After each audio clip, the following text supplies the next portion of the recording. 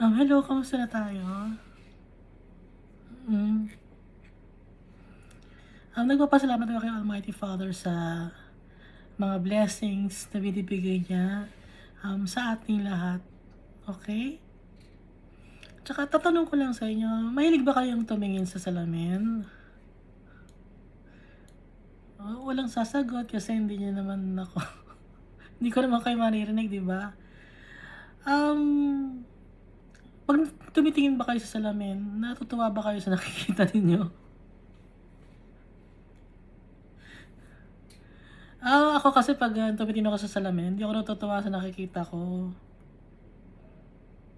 Pero, kahit hindi tayo natutuwa sa nakikita natin, sa itsura natin o sa pagkatao natin, tanggap tayo ni Almighty Father. Mahal niya tayo at hindi niya tayo iiwan. Kahit na marami tayong imperfections, dahil mahal na mahal niya tayo. Last time 'no, natapos na natin yung, sulat ni Paul sa mga taga-Efesus. Pero hindi tayo magfi-Philippians ngayon. Although kadugtong ng, Ephesians ang Philippians, hindi tayo magfi-Philippians ngayon. Ang, babasahin natin ngayon is, yung sulat ni John, yung First John. Okay? Kilala niyo naman si John, 'di ba? Isa sa mga apostles. Siya yung pinakabata sa mga apostles. Siya yung kapatid ni James.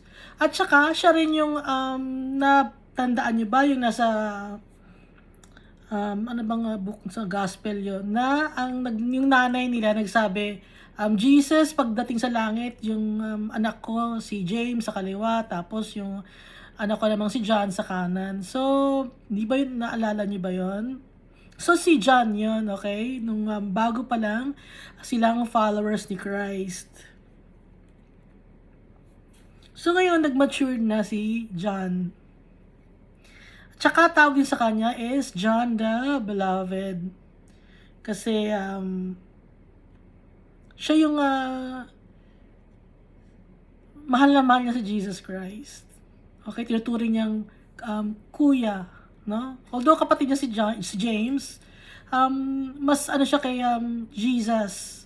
Mas, napalapit siya kay Jesus.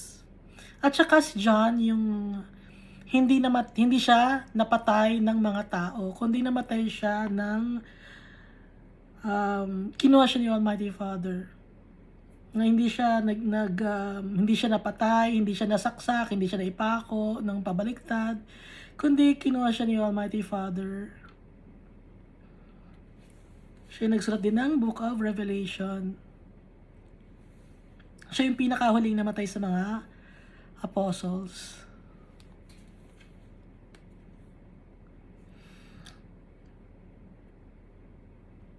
At saka kung mapapansin niyo, no, marami ring sinulat si John. Maliban sa Gospel of John, meron pa siyang 1 John, 2 John, 3 John, tapos yung Book of Revelation. Si Peter, dalawa lang ang sinulat niya, pati yung Luke, may tagasulat siya si Luke, okay? Pero yung mga story doon is galing kay Peter. Or Mark yata yun. It's either, Gospel of Mark or Gospel of Luke, okay?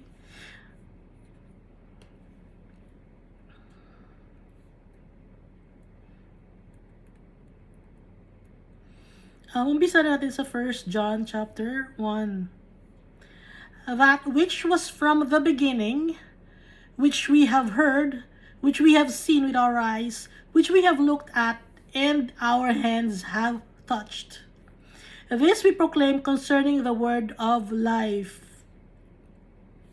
So sabi ni John dito, ang isusulat niya ay tungkol sa kung sino yung nasa umpisa, yung the beginning, yung narinig nila, nakita nila ng kanilang mga mata, at natitigan nila, at nahawakan pa ng kanilang mga kamay. Ito si Jesus.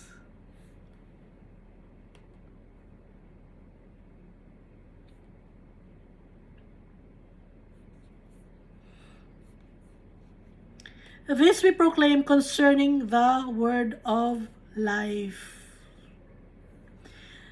The life appeared, we have seen it, and testified to it, and we proclaim to you the eternal life, which was with the Father, and has appeared to us. So si Jesus Christ yon, with the Father, and has appeared to them. Okay, to the apostles, to the disciples, to Paul also, as a vision. We proclaim to you what we have seen and heard, so that you also may have fellowship with us. So, testify ito. Nagtitestify si John. And our fellowship is with the Father and with His Son, Jesus Christ. We write this to make our joy complete. Sinusulat namin ito para maging complete ang aming kasiyahan. Maging kompleto ang pag-celebrate namin ng tungkol kay Jesus Christ.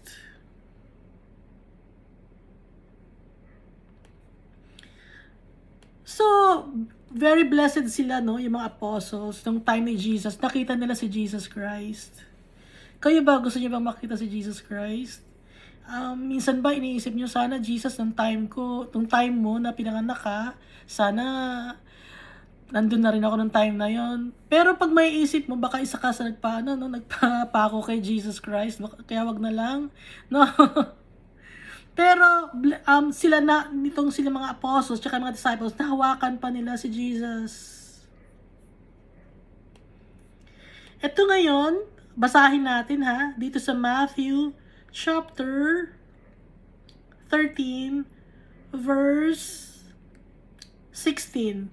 But blessed are your eyes because they see, and your ears because they hear. For truly, I tell you, many prophets and righteous people long to see what you see but did not see it, and to hear what you hear but did not hear it.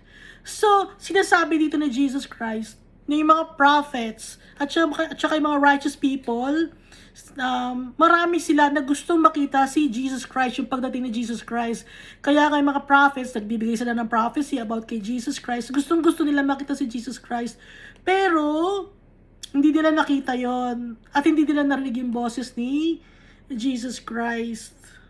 Kaya sinasabi niya dito na blessed yung mga tao na nakakita sa Kanya nung time niya dito sa mundo. Pero wag tayo mag-aalala dahil anak tayo ni Almighty Father at si Jesus Christ ang Savior natin. Makikita natin si Jesus Christ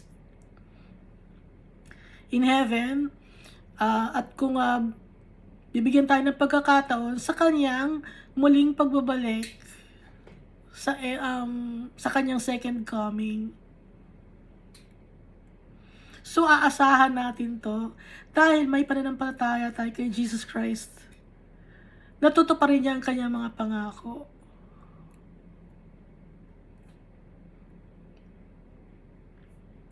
Dahil ang mga pangako ni Almighty Father at saka ni Jesus Christ, totoo.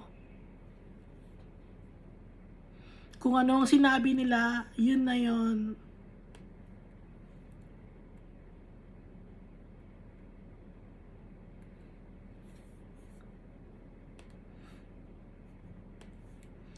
Tuloy natin sa verse 5. This is the message we have heard from Him and declared to you. God is light. In Him there is no darkness at all. So kinukwento dito ni John na yung message na narinig nila kay Jesus is nag-declare si Jesus na God is light.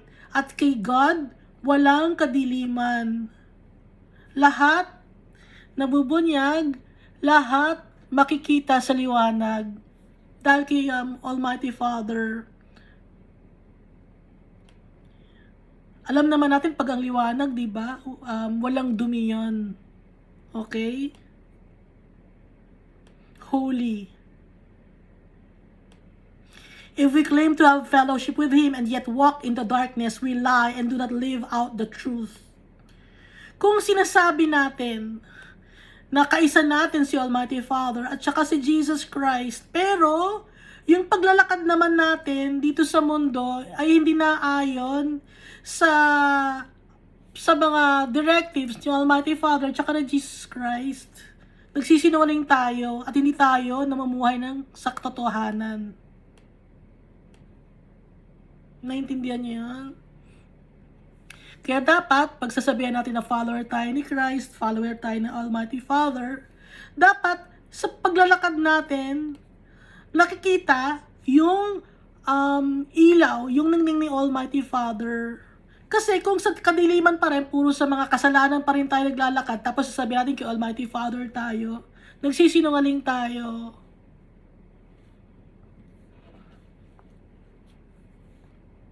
Hindi tayo namumuhay ng totoo.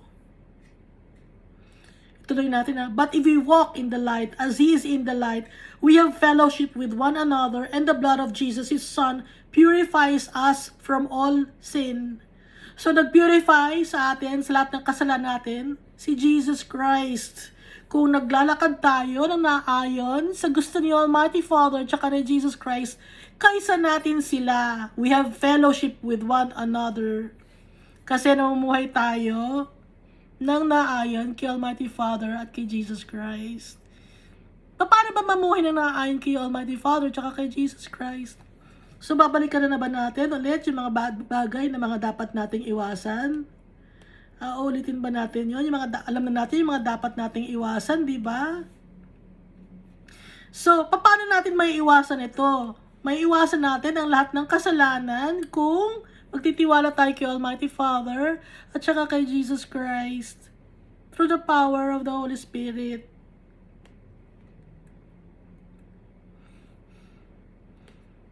At kung nasa sa atin si Almighty Father tsaka si Jesus Christ, alam na natin yung fruits of the Holy Spirit. Laging merong ganon.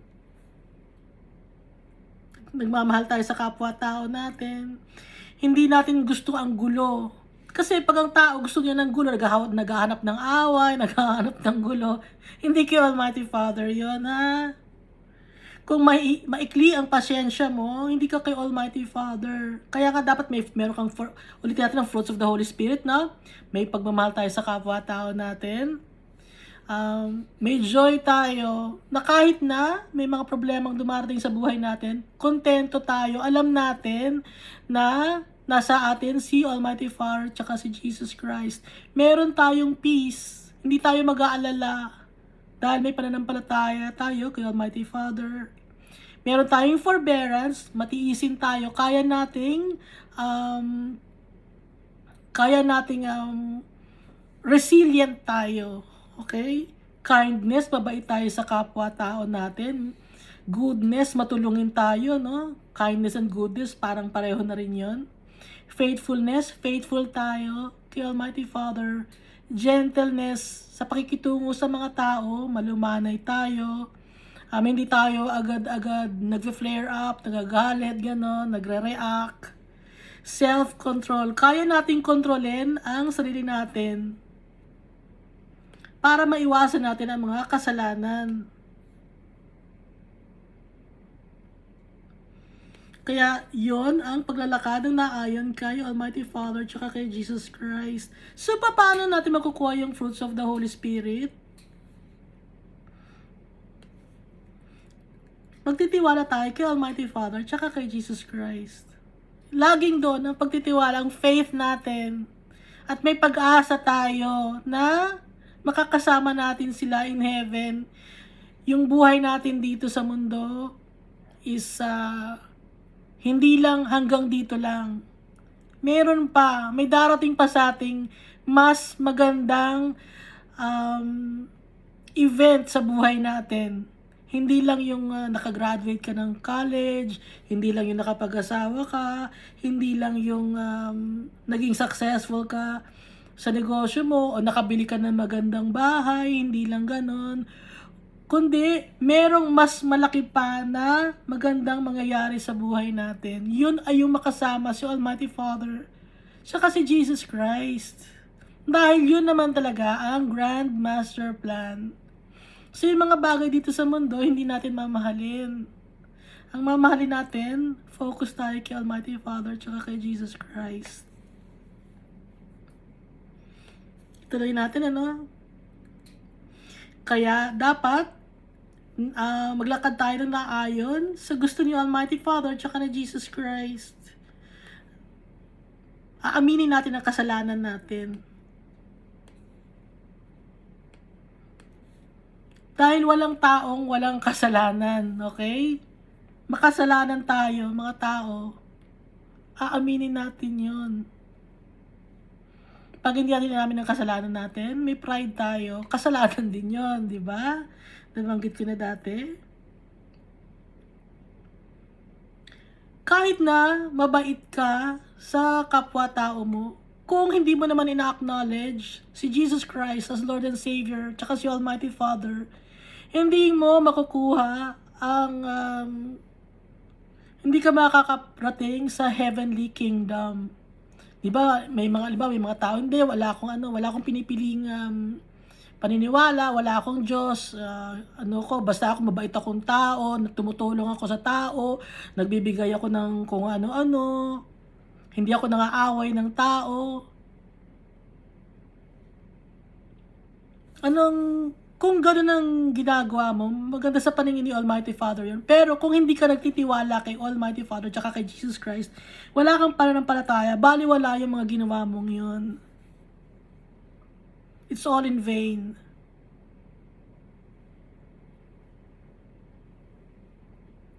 Kasi pag ganun ka, ang Diyos mo, sarili mo, that's idolatry. So kasalanan yon. Dapat lagi tayong magpapasakop kay Almighty Father tsaka kay Jesus Christ.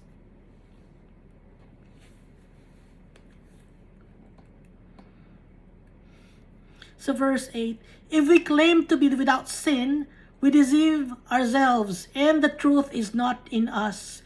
Kung sinasabi natin na hindi tayo nagkakasala, wala tayong kasalanan, niloloko natin ang sarili natin.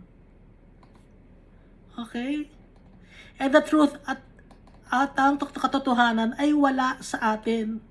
Kaya kung meron sa atin na nagsasabi na hindi, malinis akong tao, maayos akong tao, wala akong kasalanan, hindi ako nananakit ng tao, sinungaling ka. Huwag ganon. Lahat ng tao makasalanan. Nakakahiya kay Almighty Father. Sasabihin natin na malinis tayong tao, pero alam niyo mo, Almighty Father, na nagkasala ka. Pag hindi mo ina-acknowledge na nagkasala ka, that's pride.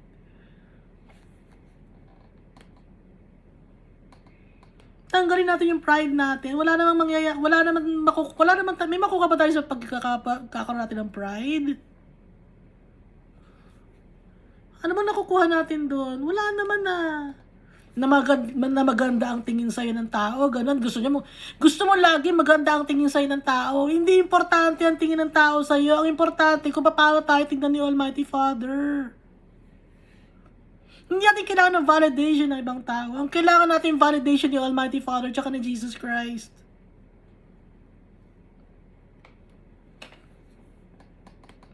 If we confess our sins, He's faithful and just and will forgive us our sins and purify us from all unrighteousness. Kung ikaw confess natin kay Almighty Father tsaka kay Jesus Christ yung kasalanan natin, faithful sila, napapatawarin tayo sa kasalanan natin at lilinisin tayo sa kahit na anumang kadumihan o kamalian na nagawa natin sa buhay natin. Aaminin natin. Magpapakumbaba tayo.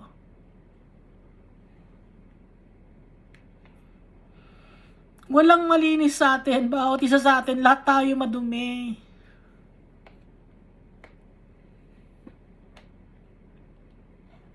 Huwag mong sasabihin, hindi kaya lang ako nagkasala kasi siya eh. Kasi ganito ang nangyari. Kasi ganun ang nangyari.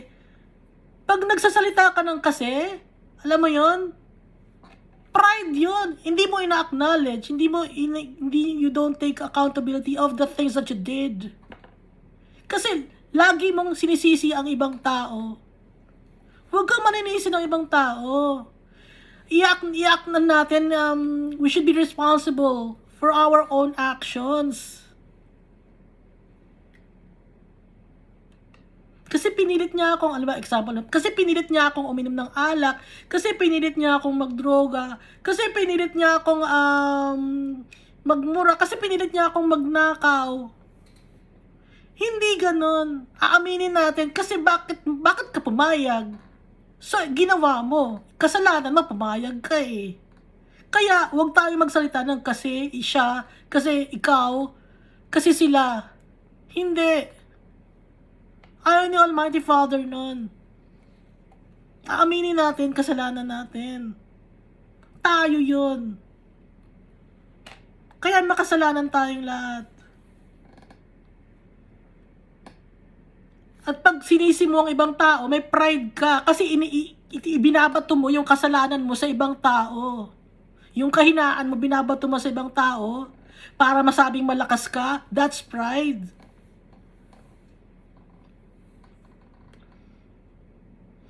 Kaya aaminin natin na mahina tayo. Aaminin natin na makakasalanan tayo. Kasi, faithful si Almighty Father at si Jesus Christ, papatawarin nila tayo. Kung hindi mo inaamin, hindi ka nagtitiwala pala kay Jesus Christ na patatawarin ka.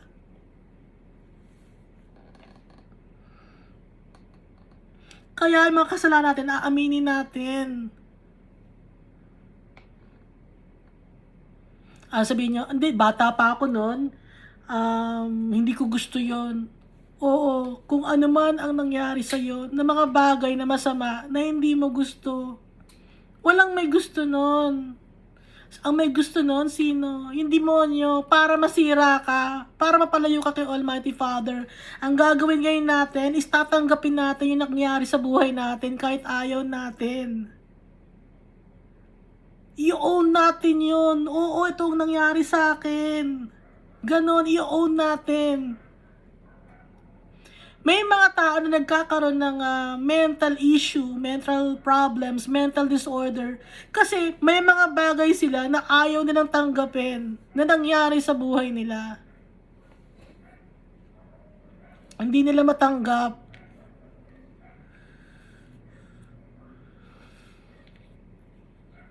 Kaya para hindi tayo magkaroon ng mental disorder, mental issue, or mental problems, tanggapin natin.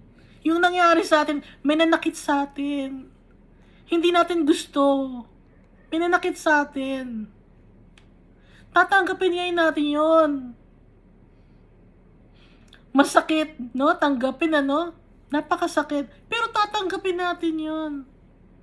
Dahil si Jesus Christ, tinanggap niya lahat ng mga pasakit na ginawa sa kanya ng mga Roman soldiers. Lahat ng pambubugbog, tinanggap niya lahat yon. Yung hindi pagrespeto sa kanya, pagsasampal sa kanya, pagdudura sa kanya ng mga tao, tinanggap niya yon. Nung binatray siya lahat ng mga tao, mag-isa lang siya, tinanggap niya yon. Kaya tayo, matatanggap din natin kung ano man yung mga past, nangyari sa past na buhay natin, sa past years na nangyari sa buhay natin na hindi maganda, tatanggapin natin. Kahit masakit, tatanggapin natin. Para ma-heal tayo. At ang makakapag-heal sa atin, si Jesus Christ.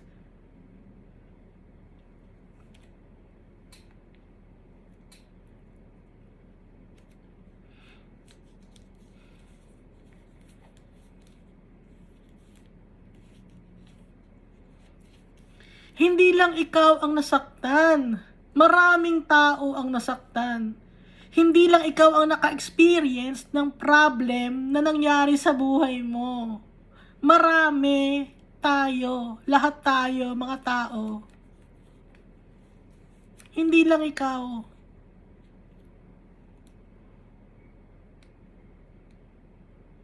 Pero paano napagtagumpayan ng mga ibang tao yon, ng mga followers ni Christ? Ibinigay nila kay Almighty Father tsaka kay Jesus Christ. In-offer nila, Almighty Father, ito ang nangyari sa akin. In-offer ko sa iyo to.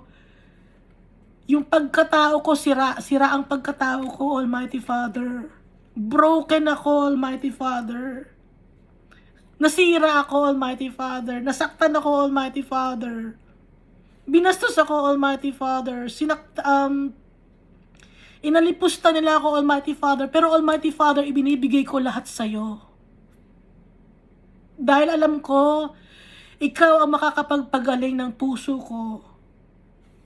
Nagtitiwala ako sa iyo, Almighty Father. Tatay kita, Almighty Father. Ikaw lang ang tunay na nagmamahal sa akin. Wala nang iba. Ganon. Ganon ang gagawin natin. Yung offer lahat natin kay Almighty Father, sa tatay natin. Isumbong natin sa tatay natin. Para ma-heal tayo.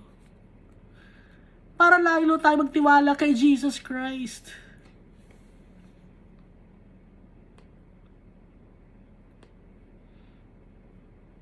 Tuloy natin, if we claim we have not sinned, we make Him out to be a liar, and His word is not in us. Pag sinabi natin na wala tayong kasalanan, sinasabi natin na sinungaling si Almighty Father tsaka si Jesus Christ. Kahit kailan hindi nagsinungaling si Almighty Father tsaka si Jesus Christ. Kaya nakalagay dito, if we claim we have not sinned, we make Him out to be a liar, and His word is not in us. Hindi sinungaling si Almighty Father tsaka si Jesus Christ. Ikaw ang sinungaling. Hindi si Jesus Christ tsaka si Almighty Father. Kasi alam ni Almighty Father ang puso natin eh. Alam niya yung mga ginagawa natin, yung mga ginagawa natin sa dilim, mga bagay na hindi na ibubunyag. Alam ni Almighty Father yun. Mahihilang tayo sa mga nagawa nating kasalanan o sa mga bagay na nagawa sa atin kung i-dedicate natin yung kay Almighty Father. Almighty Father, ito ang nangyari sa akin. Tanggap mo ba ako, Almighty Father? Tanggap tayo ni Almighty Father. Kahit ano pa ang itsura natin, kahit ano pa ang nagawa natin, kahit ano pa ang ginawa sa atin ng tao, tanggap tayo ni Almighty Father tsaka ni Jesus Christ. Kasi mahal nila tayo. Family tayo. Family. Yung mga anak ba ninyo, tanggap ninyo? Alam ko, may mga anak kayo na hindi maganda, di ba? Or hindi maganda physically, or hindi matalino, hindi siya matalino, ganon. Kasi, hindi naman perfect ang mga tao.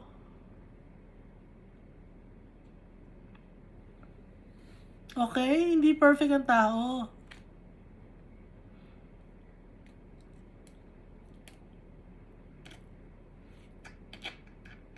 Pero kahit ganun, tanggap tayo ni Almighty Father. Di ba, yung mga anak ninyo kahit hindi maganda o hindi matalino, tanggap niyo yung anak ninyo kasi mahal ninyo. Ganun din si Almighty Father, mas lalo na si Almighty Father. Hindi nagtatanim ng galit si Almighty Father.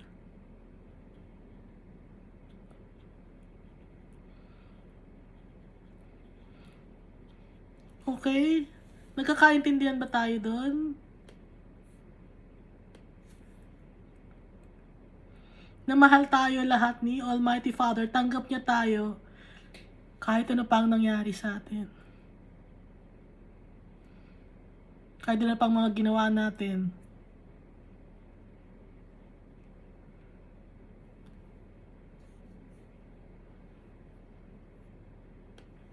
Okay?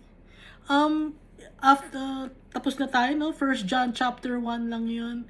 Ngayon, ito muna ang share ko sa inyo after ng 1 John chapter 1. Balik muna tayo rito sa Matthew chapter 13 kasi binanggit di ba ni John na nakita niya na yung word became flesh, si Jesus Christ yon.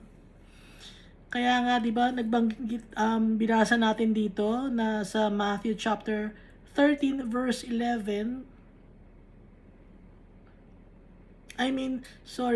Matthew chapter 13 verse 16. Na blessed yung mga tao na nakakita sa kanya. Pero kahit nakita siya ng mga tao, marami ng time na yun, nakita siya ng mga tao, narinig siya ng mga tao. Maraming hindi nagtiwala sa kanya, hindi naniwala, di ba? Kay Jesus Christ. At nung time din na yon, pag nagsasalita si Jesus Christ sa mga tao, He spoke in parables.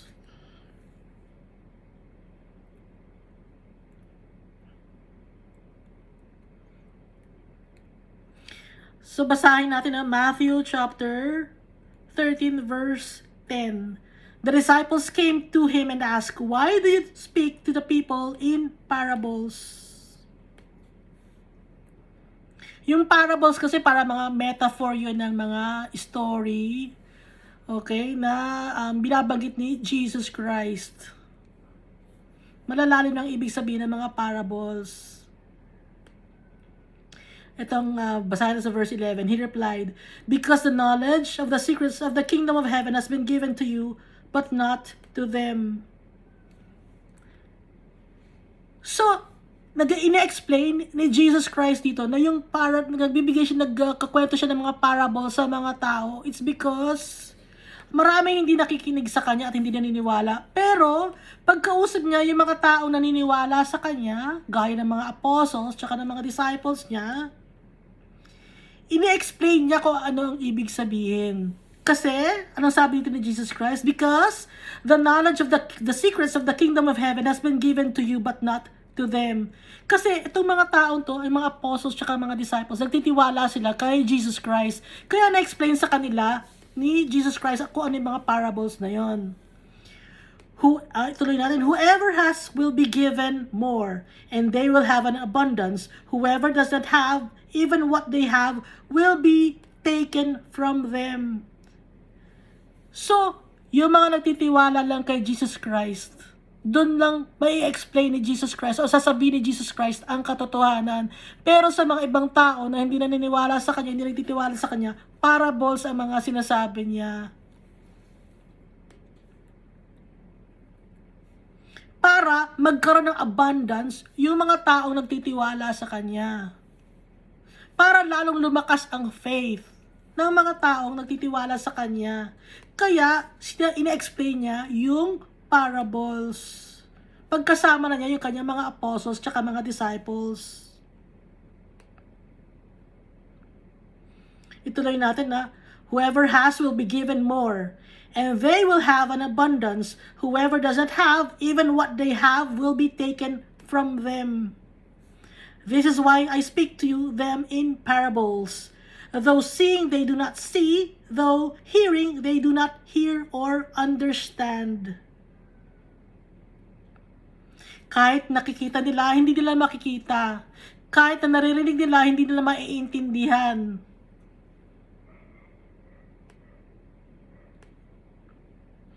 Kasi nga, yung hearts ng mga tao na hindi nagtitiwala kay Almighty Father tsaka kay Jesus Christ, clouded by darkness. Kaya hindi nila maiintindihan ang Word of God. Ang salita ng Diyos, hindi nila maiintindihan kasi clouded by darkness.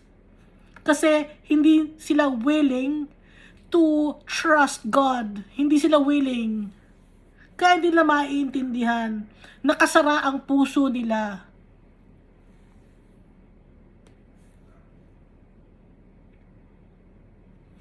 In them is fulfilled the prophecy of Isaiah. You will be ever hearing but never understanding. You will be ever saying but never perceiving. For this people's heart has become calloused.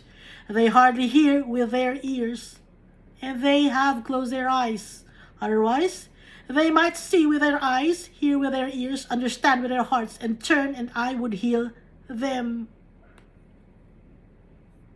So sabi ni Jesus dito, nagbanggit siya ng passage from Isaiah, pero since nung time na yun, wala pang chapters and verses, kaya hindi siya nagbanggit kung anong chapters and verse sa Isaiah. Pero, kung isi-search natin sa internet, galing yun sa Isaiah chapter 6, verses 9 up to 10. Kaya yung prophecy na Isaiah, magiging matigas ang puso ng mga tao kahit nababasa nila, kahit nakikita nila, hindi nila maiintindihan ng Bible. Kahit nakaharap na sa kanila, kahit na didinig nila, hindi nila maiintindihan kasi nga yung puso nila nakasara.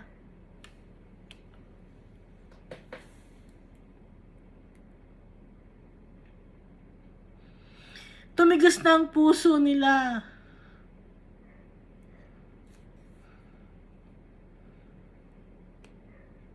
O, ituloy natin sa verse 16. But blessed are your eyes because they see, and your ears because they hear. For truly I tell you, many prophets and righteous people long to see what you see, but did not see it, and to hear what you hear, but did not hear it. So kaya nagsasalita si Jesus ng parables sa mga hindi naniniwala sa Kanya. Kasi kahit na i-explain ni Jesus yon, hindi maiintindihan ng mga tao kasi nga walang faith yung mga tao sa Kanya, hindi nagtitiwala sa Kanya. Kaya tayo, pag magbabasa tayo ng Bible, magpe-pray tayo kay Almighty Father, pagtitiwalaan natin siya.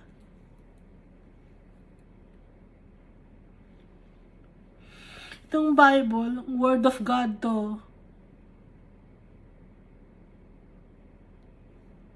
Importante ang Bible.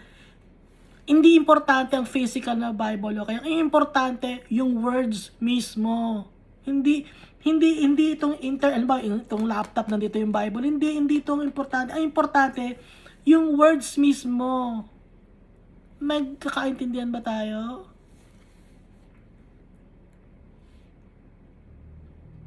Kaya itong Bible, babasahin natin para maintindihan natin, maisaksak sa isip at puso natin, para kahit wala tayong daladalang Bible na physical Bible na printed, alam natin ang salita ni Almighty Father. Lagi natin siyang maalala.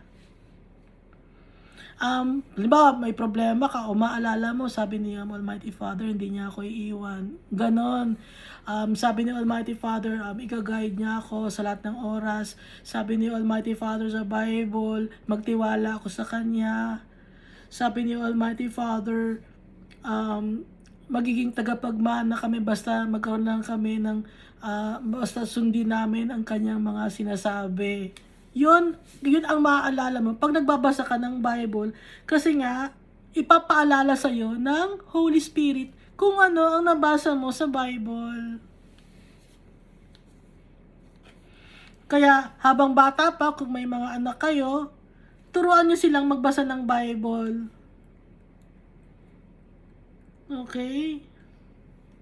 O maikli lang tayo kasi 1 John chapter 1 pa lang 'yon. Introduction to ni John sa kanyang sulat. Sulat niya to syempre para sa mga followers ni Jesus Christ. Thank you, no, mahal na mahal tayo ni Almighty Father. Gusto niya ipaintindi sa atin ang Bible. Gusto niya ipaintindi sa atin ang salita niya. Dahil si Jesus Christ, malapit na siyang dumating. Hindi natin alam kung ano ang dates, no? Pero malapit siya, darating siya, sigurado yon, malapit na siyang darating. Hindi lang natin alam ang dates kasi kahit si Jesus Christ, hindi alam ang date ng kanyang pagdating. Si Almighty Father lang ang nakakaalam ng lahat ng pagdating ni Jesus Christ dito. Yung kanyang second coming. Maraming salamat sa pakikinig, na mahal na mahal tayo lahat ni Almighty Father. Lagi nating tatandaan yon. Tsaka ni Jesus Christ. Hindi na tayo iiwan na pababayaan. Faithful sila sa atin. Pati ang Holy Spirit, hihingi natin ng gabay. Para magkaroon tayo ng kalakasan. Dahil araw-araw may mga na-experience tayo na mga events sa buhay natin. Hindi natin alam kung ano ang mga mararanasan natin araw-araw, di ba? Kaya kailangan laging nasa puso natin si Jesus Christ. Lagi tayong magpe-pray. Thank you. God loves us all.